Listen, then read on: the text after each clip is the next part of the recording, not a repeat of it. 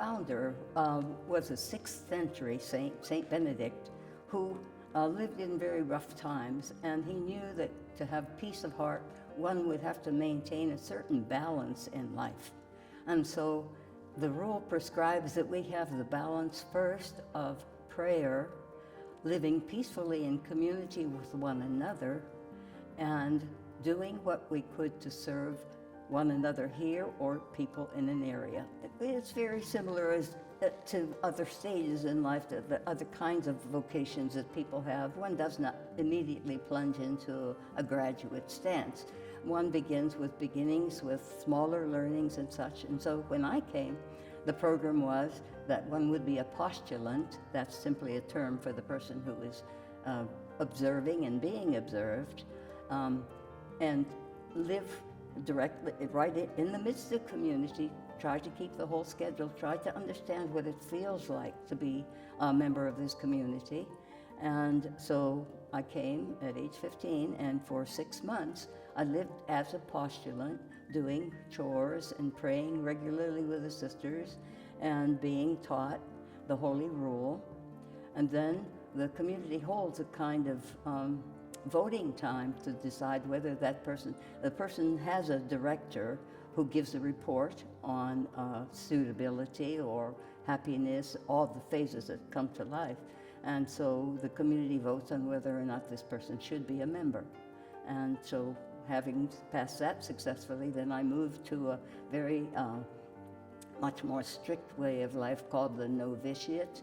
It's ruled by church. It's called the canonical novitiate, so that during that year one is living rather strictly and toughing it out to see if a person has the stamina for this way of life. It was never cruel or impossible, but more difficult. For example, something for a young person that might be very important. I could not go home for a visit, and I could not write anytime I felt as though I would like to write, because we had no other social media at the time. And so we could write to our families once a month and receive letters from them. Not too many other letters either. So all of that was just a careful guiding of us.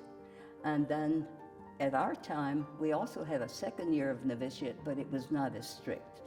And then after that time, the community would vote again about the suitability, and the person had the opportunity to speak of whether or not they cared to go on. And if they didn't care to go on, they simply would go back home.